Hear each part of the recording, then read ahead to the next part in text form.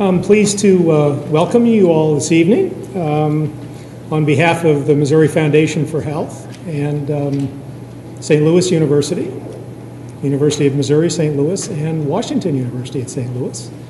We're pleased to join these three prestigious universities in sponsoring this lecture on implementation of the Affordable Care Act. Before we begin our evening, I'd actually like to remember a friend and important healthcare leader that I'm sure many of you know, Dr. Corinne Walentek, who died last Thursday. Dr. Walentek was a fierce advocate for babies and moms. For those who knew her, fierce is probably an understatement. She was a force to be reckoned with, and she was a strong advocate for access to affordable quality health care. We were particularly fortunate at the Missouri Foundation for Health. She has been instrumental in the foundation's work since the beginning, over a decade ago. First as a member of the Community Advisory Council, and most recently she was finishing up her 6 years as a board member of the foundation.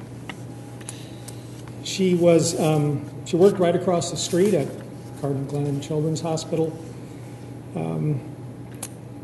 She wanted to get things done, and she would have loved tonight's topic.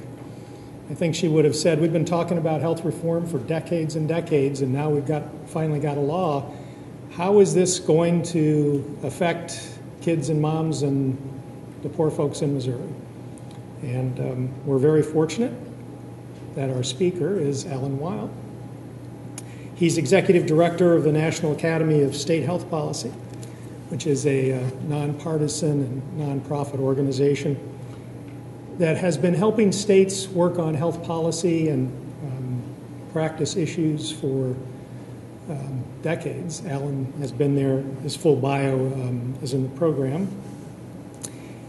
As part of his work in helping states over the years, I know he's helped a lot of folks in Missouri and the foundation in particular, and we thank you for that, Alan. As you might imagine, he is in high demand these days. He is, in my view, one of the most knowledgeable people about state health policy in the country. We're so pleased that you're here to discuss the implementation of the Affordable Care Act.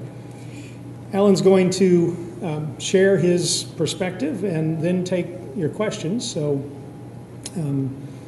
be prepared to ask those, and we'll ask you to come to the microphone at the conclusion of his remarks to ask those, or you can pose questions via Twitter at #MoPolicy. Please join me in warmly welcoming Alan Weil. I'm going to talk tonight about what's at stake for Missouri, and the way I thought I would lay out the material is to set the stage a little bit about why we need to be doing this. It may seem obvious, and many of you who've been working on this for some time will find it obvious, but I think we always have to go back and remind ourselves why we're taking on this challenge in the first place. I'll bring you some knowledge about where states are in implementing the Affordable Care Act, so you can have a sense of where you fit in the country. Talk a little bit about your options here in Missouri, and think about where this takes us into the future. Get my hard copy version out here. I went to a lot of health policy conferences back in the 90s, and there was one thing that I could count on being said at every single one of those conferences. Someone, or often 2 or 3 people, would put up a slide that had these 3 words on it: quality, access, and cost. And they would say the following sentence: quality, access, and cost. We can have 2, but we can't have all 3. We can give everyone something lousy. We can give everyone something great, but then we can't afford it. If we're going to afford it, we can't really give it to everyone if it's high quality. That was the received wisdom, and that's the way we really looked at the world as we did health policy those years. And given that view of how healthcare worked, we gave doctors responsibility for working on quality, and they told us it was great, don't worry about it. Democrats, when they were in control, worked on access and said, we've got to get all those people covered. And when Republicans were in control, they would say, we've got to do something about costs, and we've got to bring them down. And everyone went off into their own corners and did their own work to try to get the one area that they thought was most important to work better, because we knew that we couldn't have the whole package. And this is what it gave us. It gave us the highest healthcare spending in the world, not just a little bit higher, but massively higher, whether measured as spending per person or as a percent of GDP. There we are in the black at the top, completely an outlier by international perspectives. It gave us the worst access problems in the world. Of course, it's mostly because of the cost problem. Here we are on the far right-hand side comparing other industrialized countries who couldn't get the care they needed because of the cost. Again, numbers in this country that would be unimaginable in the rest of the world. And a measure that is a little complex, but I think captures, again, a sense of how the system is functioning. These are people who wouldn't have had to die prematurely if they'd gotten access to the healthcare services that they needed. So this isn't automobile accidents. It's not a broad measure of premature mortality. It's tied to those whose deaths could have been prevented with appropriate healthcare. And again, we have the worst statistics in the world. The only good news is that we're getting better. You can see the 2002-3 numbers are slightly lower than 97-98. But even there, we're getting better slower than the rest of the world. So this is what happens when we retreat to our own corners. We actually, instead of getting 2 out of 3, we're not even getting 1 out of 3. We're getting 0 out of 3. And in Missouri, you have your own story. These data come from a scorecard prepared by the Commonwealth Fund. I serve on their Commission on a High-Performance Health System, which is trying to help the country think about a more effective healthcare system. And I always think these rankings should be taken with some caution. They're a compilation of a variety of measures that you might or might not feel capture the construct, but I still think they're helpful as a starting point for where you can improve. I would also note that the report card's about to be updated, and so you'll have more recent information. But basically, you know, you're sitting below the midpoint of the country in the major domains of access, prevention and treatment, avoidable use and cost, equity, and healthy lives. And in 2 of those areas, there's been deterioration in the ranking over those 2-year period measured between the 2 report cards. They've also just in the last year released a local scorecard. I won't go through the details, but again, just because I know that state policymakers tend to focus much more locally, that you have access to a set of metrics to guide your understanding of performance at these, I think, are HRRs, hospital referral regions, which were created by the Dartmouth Atlas folks to capture performance in a hospital catchment area. And similarly here, the preventable mortality measures shown at the regional level. So if you want to dig deeper, you certainly should. So we don't have a great story to tell, either nationally, and certainly there are limitations in every state, and you are aware of them here in Missouri. But the good news is I think we have a new kind of wisdom now in 2012. We don't think of cost, access, and quality quite the way we did 2 decades ago. Now, I think it would be fair to say something different. And that something would be cost, access, and quality. You can't have any of them unless you have all three. We are now coming to understand that many of the sources of high cost are actually quality failures. That if we provide higher quality care, we can reduce cost. We know that a lot of the excess cost is driven by inadequate access to timely services, and so people get care too late when the costs are higher. We now, I think, have an understanding of a potentially positive reinforcement across these 3 domains instead of viewing them as in competition with each other. So the good news is that there's a different way of thinking about the major domains of healthcare that gives us a path forward in contrast to the rather unsuccessful path that we've been on for the last couple of decades. There's only one problem with this nice vision of how to go forward. In the past, we could all retreat into our own corners and work on our own issues. But if we're going to achieve all 3 of these, we have to actually talk to the people who care about the 2 issues that maybe aren't our top priority. And we actually have to reach some consensus about our approach that takes all of these issues on. We can't just sit and talk to our friends and try to win the power that enables us to move our agenda forward. So we have a path forward, but it's actually a much, much harder path. Or to put it more simply, solving 3 problems is more than 3 times as hard as solving 1 problem. And that's where we stand today. Now, as a country, we have a president who has signed into law a bill that contains major features in all 3 of those areas. Certainly the access, the coverage components get the most attention. I'll talk about that more. There are people who complain that there's not enough cost containment in there, and they may have a point, although often they're not very clear on what cost containment provisions they would actually support. And there's a tremendous amount in there about quality broadly defined, and it's a tool. It's the tool we've chosen as a country. It's the expression we've made as a country for how we're going to address all 3 of these together. And for all of its faults, for all of its cumbersome ways of coming together and getting enacted, it now embodies the nation's roadmap for how to bring those 3 items, cost, quality, and access, together to maybe do better than we've done in the last couple of decades when we treated them as separate issues. So this is our roadmap as a country. And the question is, what are we going to do now that we have a map? What are we going to do with this map? Now, my organization is led by state officials from around the country.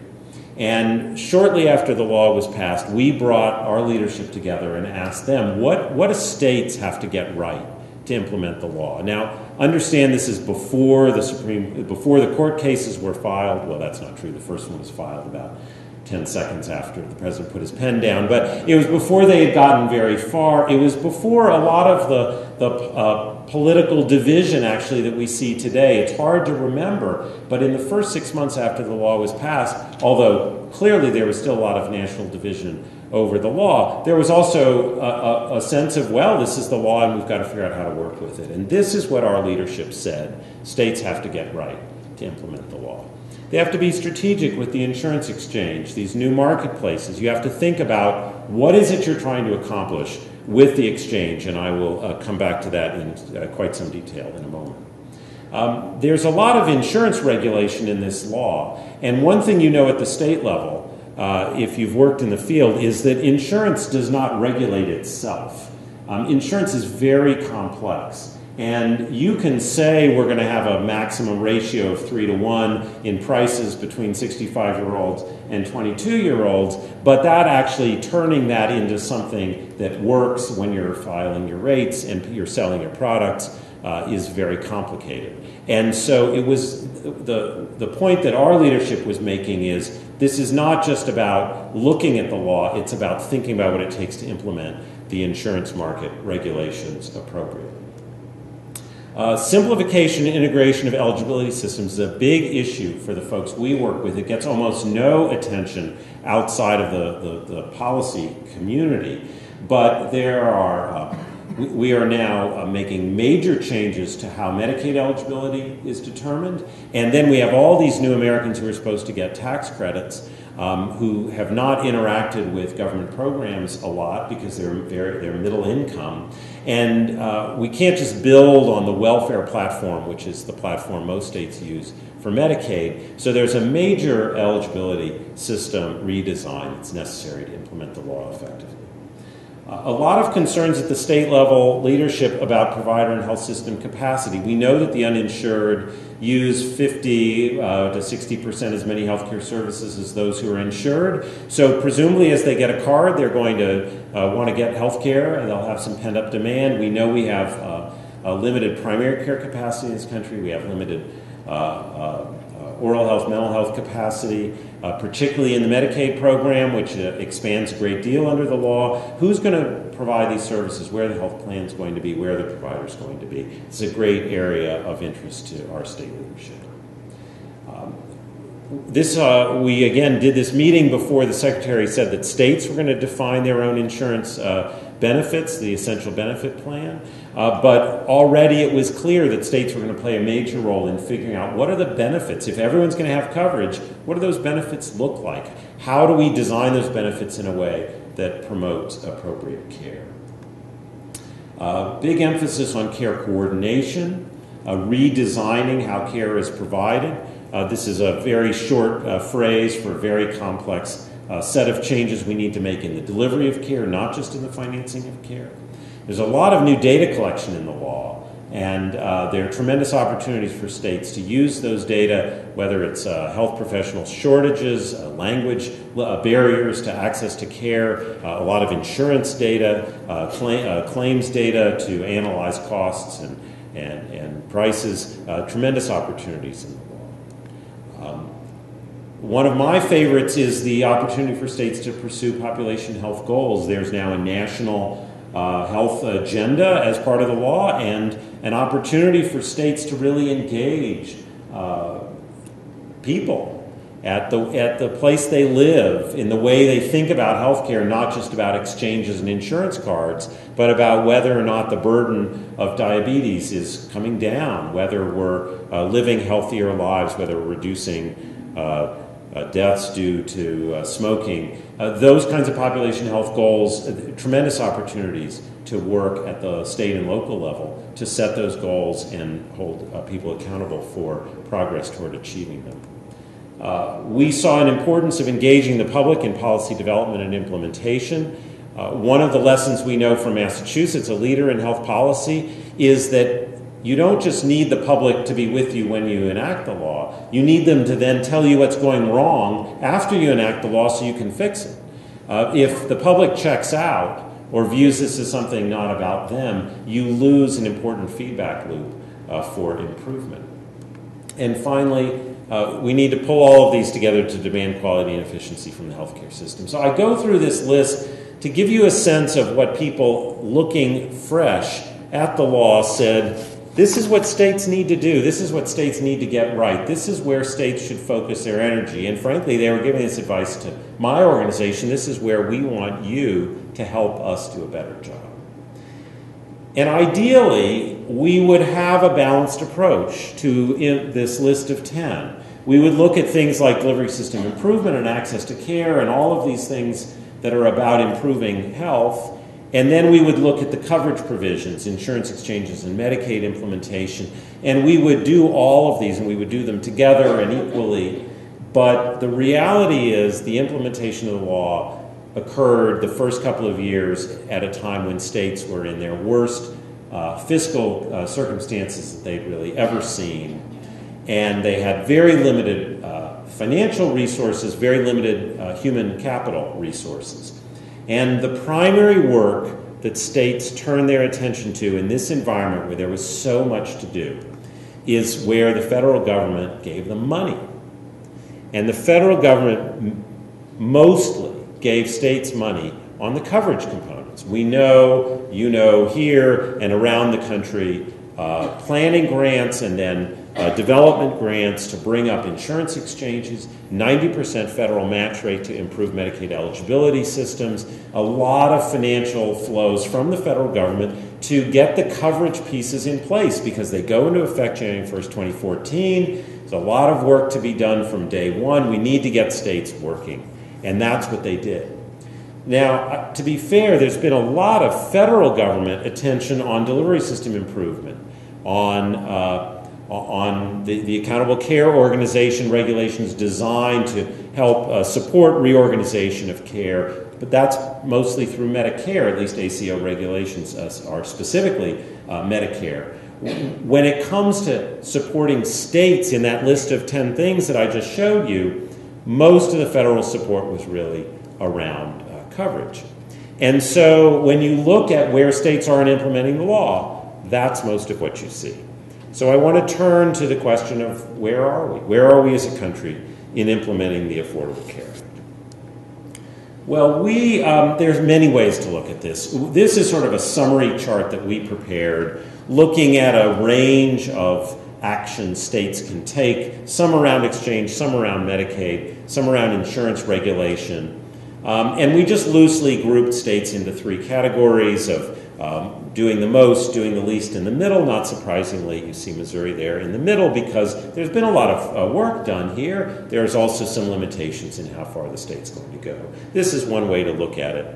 Let's look a little more closely at the insurance exchanges, which people pay a tremendous amount of attention to. If you're not an expert on the ACA, just to remind you, insurance exchanges are set up at the state level. The states have the opportunity to create them. It's the only place where individuals and families with incomes between 100 and 400% of the federal poverty level can use a tax credit to purchase coverage. So the vast subsidies provided under the law designed to make coverage affordable to people who don't otherwise have access through their place of employment, but whose incomes are too high to be on Medicaid. The only place you can use your tax credit is in the exchange. It's a very critical component in the law. Only qualified health plans can be offered, so there's a threshold of certain attributes the plans have to have. And then the plans are tiered by what's called actuarial value, meaning how rich the benefits are, and the subsidies are tied to lower price plans designed to make consumers price sensitive. So that if you want to get something more than the lower cost plan, you have to pay for that marginal cost out of your own pocket. That's really going to drive people. We know from data that that's going to drive people into lower cost plans, which is going to put pricing pressure on those plans. And these exchanges also have to create a place for small businesses to buy coverage, but that's not a unique place for subsidies, so there's a very different dynamic in the exchanges. Fundamentally, what does an exchange have to do? It has to have administration and governance provisions. It has to do the oversight with insurance plans. It has to interact with consumers, present them with a lot of information and have them enroll in plans, and then transfer data across all of these elements to make it work.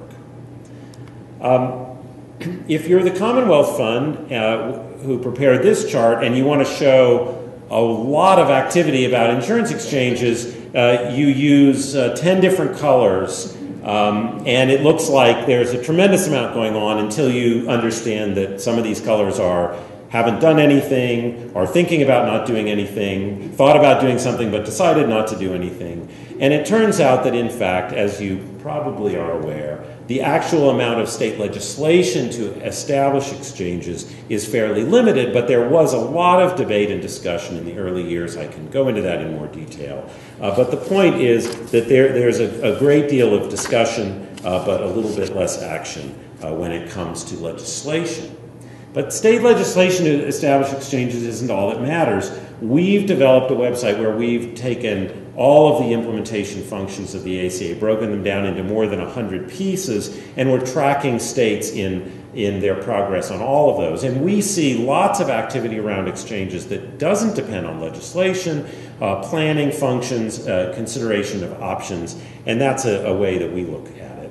Another way to look at it is to be very formalistic and say that every state has to tell the federal government whether or not they're going to create an exchange, and they have to submit a letter of intent 15 states in the District of Columbia have told the federal government that they want to run their own exchange. Illinois and Delaware have said that they want to partner with the federal government. Only 3 states have formally said we want the federal government to run our exchange, but we know that a lot more than 3 states are going to do that. They just haven't sent the letter saying it. And so another way to look at it is, this is the Kaiser Family Foundation's monitoring, where they've broken states into defaulting to the federal exchange, which is sort of the reddish-orange there. The declared state-based exchange is the light blue, and undecided is the dark blue. I actually think this is not, though it's not the way we think about it, but it's another way to think about it. The point being there are so many different ways to think about it. The way we think about it is this way. By December 14th, which is coming up at the end of this week, if you want to do a state-based exchange, you have to tell HHS that's your desire. And as of Friday, we will know every state that wants to do their own exchange, which will probably be in the 15 to 18 state range. We'll know that number with certainty in a couple of days. But you have until February 15th of 2013 if you want to partner with the federal government. There are a lot of states. My home state of Virginia has been very clear we're not going to do a state-based. But it's not clear whether they're going to do federal or partner. And I think we won't really know until February whether or not it's going to be, for some of these states, which way they're going to go. The bottom line is we're going to have a lot of states in all 3 categories. We're going to have a lot of states running their own exchanges, a lot of states expecting the federal government to do so, a handful, whether it's a small or a large handful, trying to do the partnership. That's where we are as a country on exchanges. What about Medicaid? Now, under the Affordable Care Act, states must, as the law is written, expand Medicaid to 133% of the federal poverty level without regard to family structure as of January 1st, 2014. Now, remember, in most states, yours included, the federal standard for Medicaid, if you're an adult and you don't have dependent children in your home, you're not eligible for Medicaid unless you have a disability. So a large share of this expansion is adults without dependent children. But a significant share of the expansion is parents, because states set their own eligibility levels for parents, and nationally those only average 30 or 40% of poverty, and this brings it up to 133%. So some people use a shorthand that this is a big expansion of so-called childless adults, but in fact it's a big expansion of adults, some of whom are parents, some of whom are not. It maintains, the Affordable Care Act requires states to maintain their children's eligibility for the Children's Health Insurance Program and Medicaid through 2019.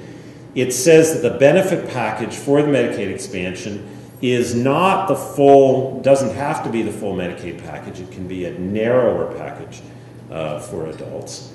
The expansion is paid for 100% by the federal taxpayer for the first 3 years, 2014 through 16, then it drops to 95, 93, 92, and goes down to 90% in 2020 and beyond.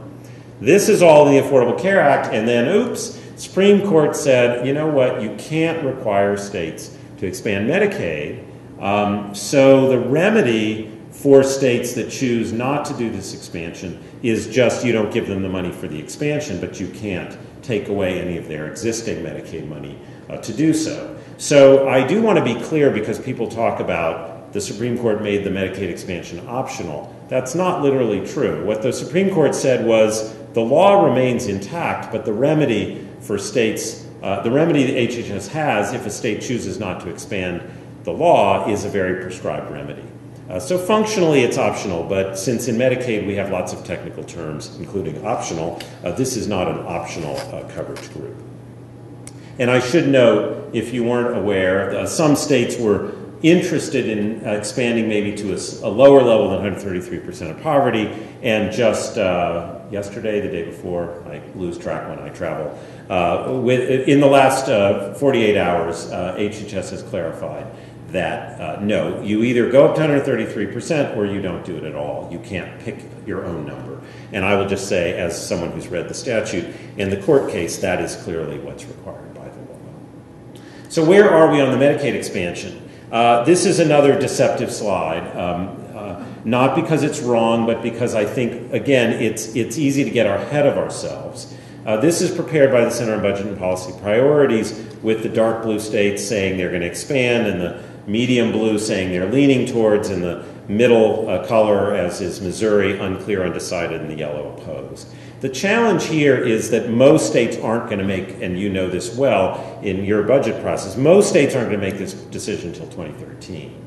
And in many states, the only thing we know is what the governor said about the Medicaid expansion 48 hours after the Supreme Court opinion made this an option, before anyone had really had much time to think about it. So the long and the short of it is we don't really know what states are going to do on the Medicaid expansion. Unlike the exchange, there's no specific deadline by which states have to make this decision. They can come and go as they please.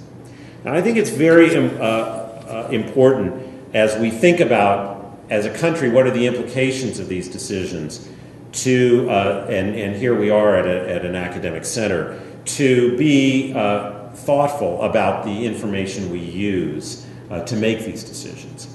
And the exchange and Medicaid have become these two big issues to consider in thinking about state implementation, but they're fundamentally different. The exchange decision, if the state doesn't do it, the federal government will.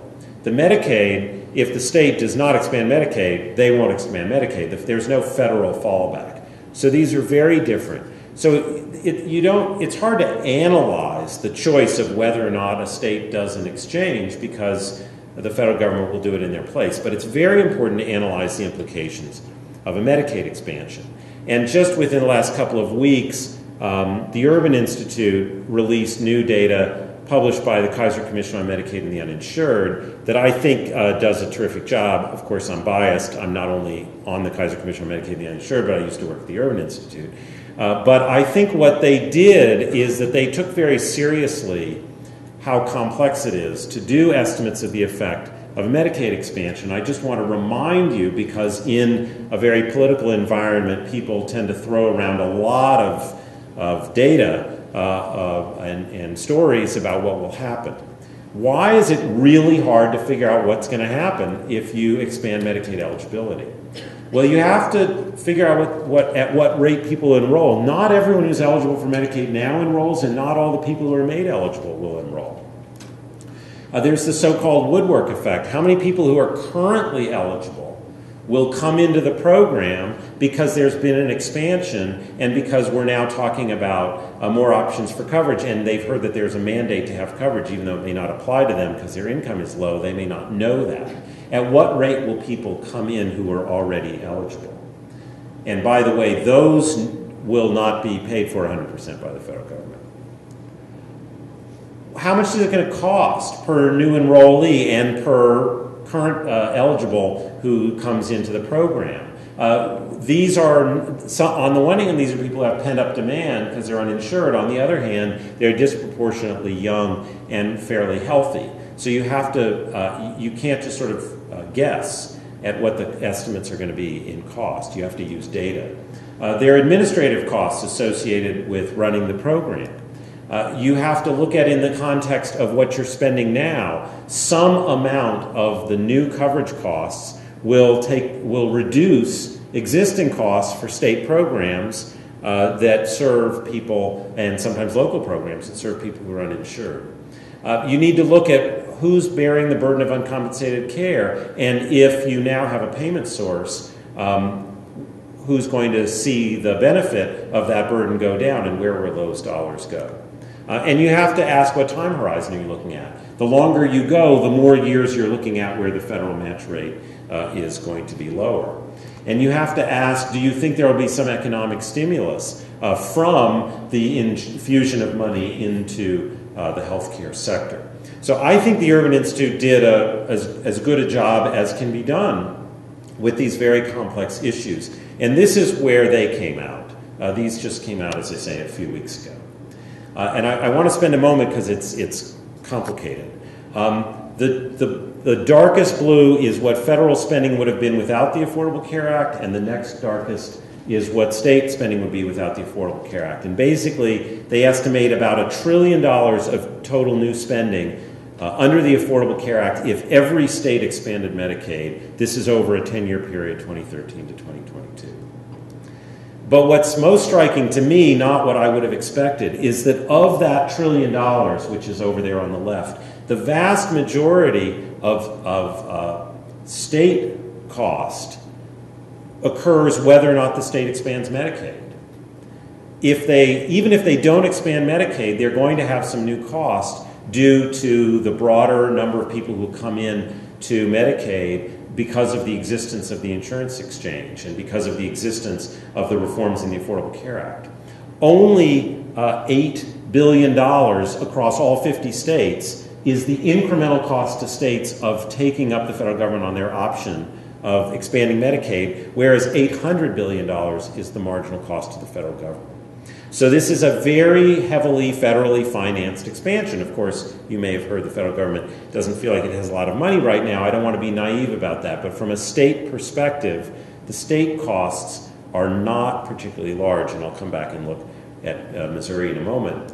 And these are data from some very, I think, really the best studies that have been done. We tend to get so caught up in the cost and the money, but we also know that Medicaid actually reduces mortality. That in the few quasi-experiments that we can run, we know that when people have coverage, they are less likely to die. And so this is not just a dollars and cents issue. It's also a question of people's lives. So what is at stake for Missouri? Well, as I say, the exchange decision, the federal government will do it for you if you don't.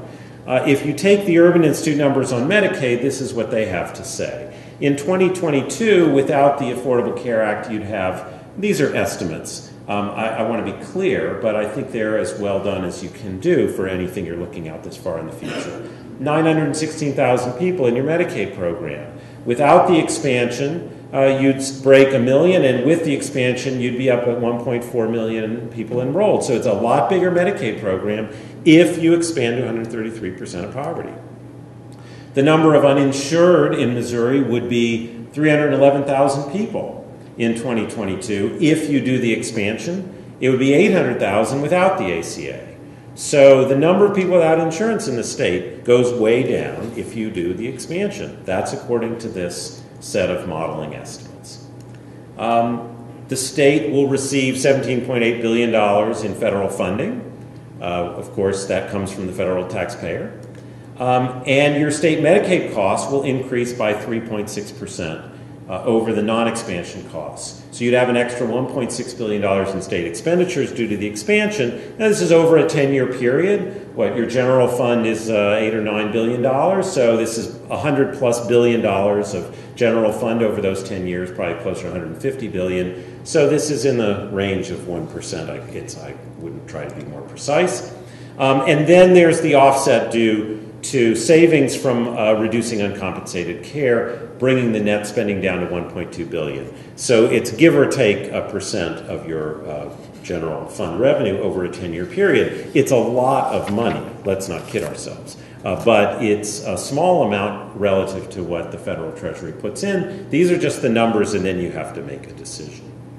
So I want to talk about how states are making that decision and hopefully lead you to a place where I think you can look forward with some potentially a different understanding of what you face. When I look around the country, and I get caught in this trap too, because reporters call every day, you know, how many states are doing the exchange, how many are doing Medicaid.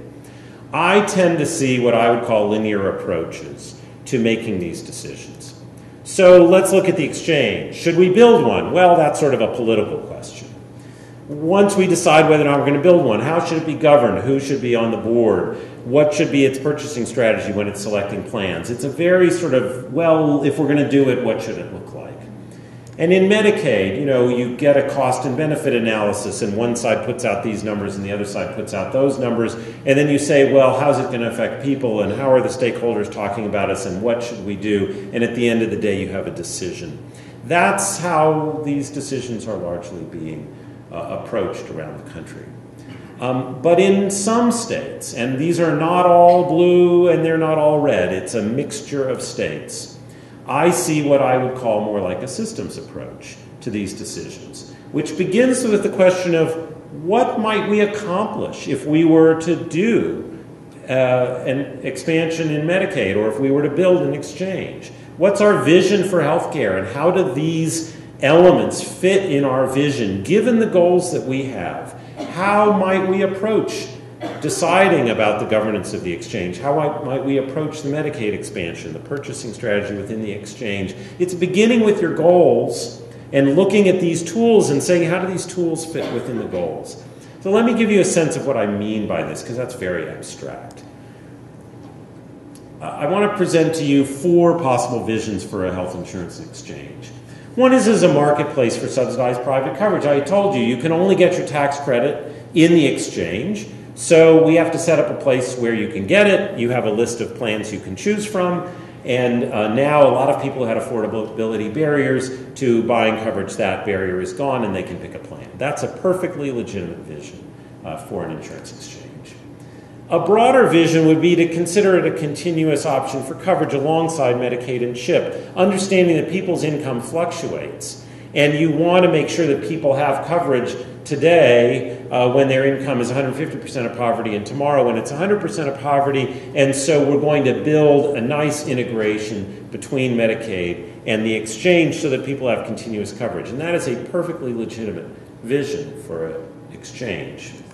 You could broaden it out to say we don't just want them to have an insurance card, we want them to actually have continuity of care so that they don't have to change health plans and change doctors every time their income goes up or down and they move from program A to program B. And so we're actually going to try to bring these delivery systems together so that people have continuity in the care that they get.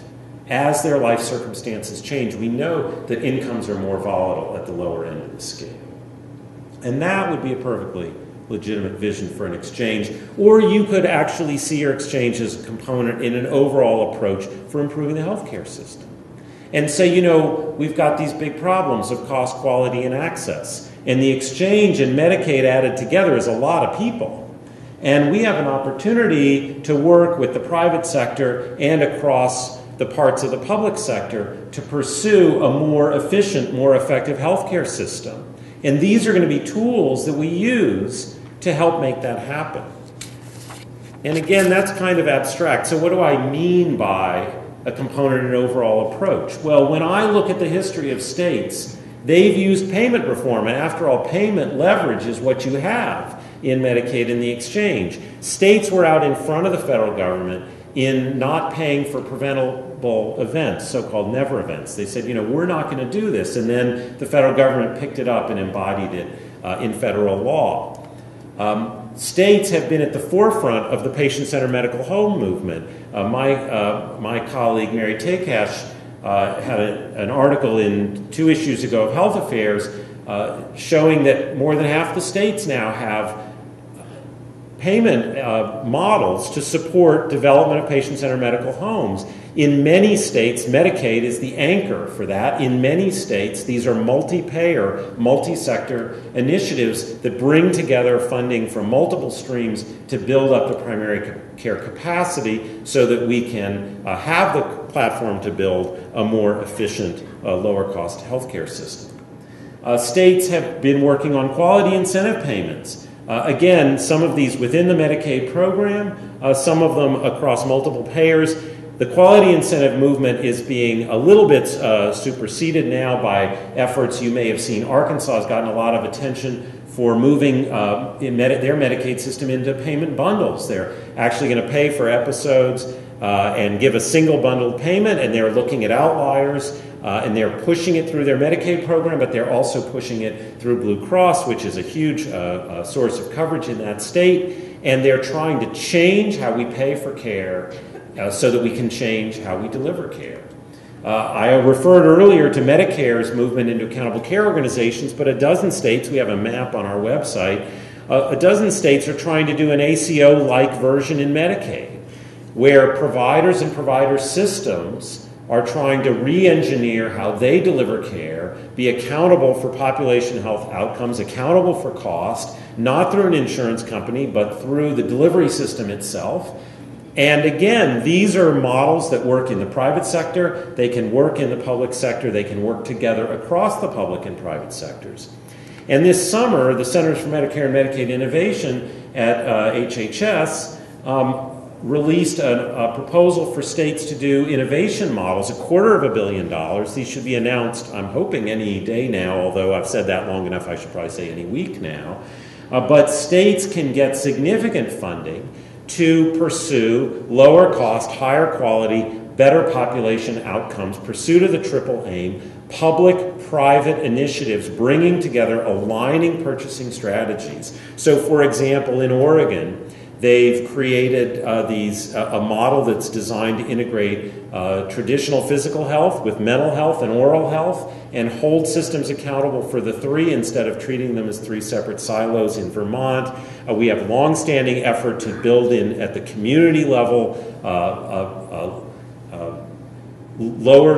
lesser trained health professionals who can help people with their health care improvements, not through a medical model, but more through a social model. These kinds of models that span across public and private programs, this is where states are trying to move. And to me, the key issue in the exchange decision and in the Medicaid expansion decision is, do you want to do any of these things? If you do, it's a lot easier to do them if you're running an insurance exchange where you get to make the decisions about what the plan certification standards are. And it's a lot easier to do if you have a larger Medicaid program and you have less uncompensated care out there, which leads to all kinds of horrible incentives within the healthcare system. And so, to me, it's not that there's a right or a wrong decision about building the exchange or expanding Medicaid. It's a question of what are you trying to accomplish and what opportunities do you leave behind if you make certain choices. And I would argue that a state that has the federal government run the exchange and doesn't do the Medicaid expansion is going to be leaving important tools that it could use to improve the delivery of care and improve the financing of care and change the financial incentives that those who deliver care constantly tell us are barriers to improvement. They're leaving those tools behind, and that's the biggest risk. There are also risks you take when you run an exchange. There's financial risk and there's a lot of operational risk. These are going to be complicated to run. So I'm not saying it's the wrong choice. I'm saying if you make that choice, you are leaving this kind of opportunity behind.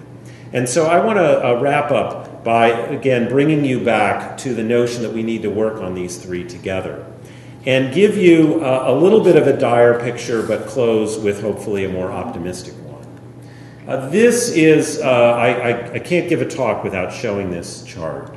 It's the Congressional Budget Office's long-term budget outlook, but look, notice it only goes 2035. That's not really that far from now. And I had these nice gentlemen show, I can like do these really cool things with pointers, but now I'm gonna, mess up if I try to do it. But let me see. I don't want to get bogged down, but let's see.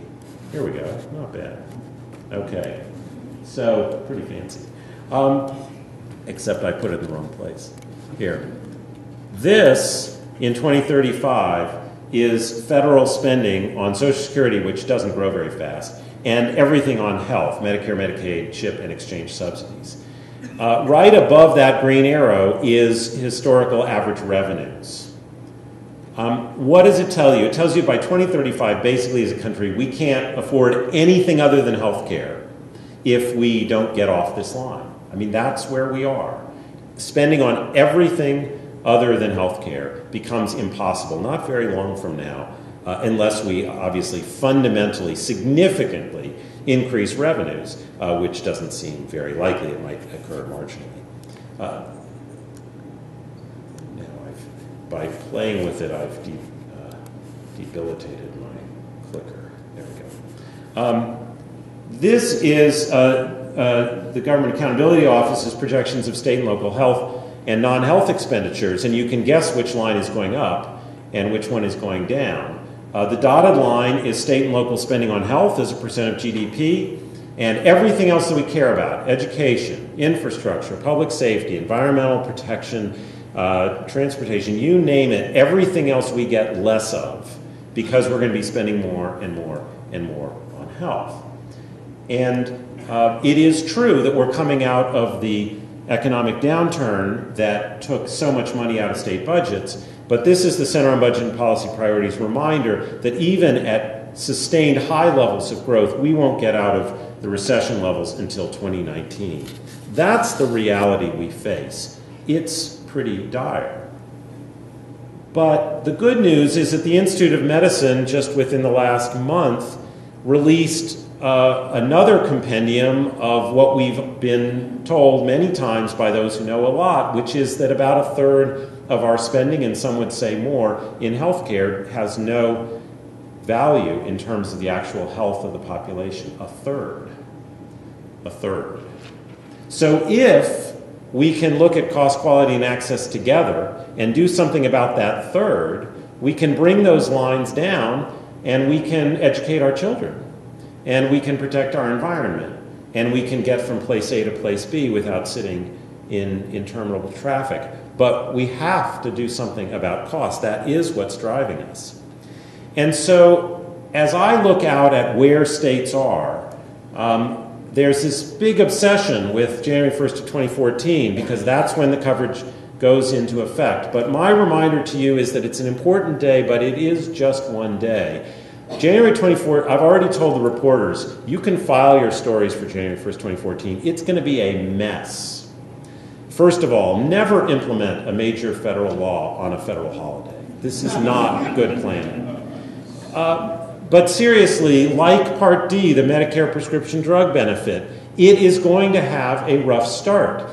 Part D had a very rough start, but it is now quite popular, and the bugs have been worked out. 2014 is not going to look like 2015. It's not going to look like 2016. In 2014, the federal government will be running a very large number of the exchanges, and some handful of states will not do the Medicaid expansion. And eligibility systems are going to be going through some very, very tough shakedown cruises. But by 2015, a lot of states, and certainly 2016, states like my own state of Virginia are saying, you know, we don't want to take this risk in 14, but we might want to in 15 or 16 when Governor Chris Christie in New Jersey just vetoed the exchange legislation there last week. He said exactly that. We're not going to do it in 2014, but that doesn't mean it's a permanent decision. Similarly, I think many states are going to struggle with the Medicaid expansion because they're scared of carrying the cost of the program as it exists, and they don't want to expand it, even if the vast majority is paid by the federal taxpayer. But over time, like with the original Medicaid program, my sense is that more states will pick it up, and eligibility systems will be rough. They will improve. I think the real test is when do we move our attention from that imbalance that I showed you earlier back to balance where we can focus on delivery system improvement, which after all is a local issue. It's a state issue. It's about trust and communication and cooperation and competition. It's about data. It's about priorities. It's about people coming together, convening and talking and having tough conversations. And once we move through some of the angst of these first three issues, I think there will be a little bit more space. It was never going to be possible we were going to work through the delivery system issues by 2014. We won't have worked through them by 2016. But if by 2016 we've reached some stability, I'm not sure what the stability will look like, but some stability around these coverage issues, then I think there's a lot more room to focus where we need to focus, which is on delivery system improvement, which is the only way we address the cost issue, which is the only way we get cost, access, and quality.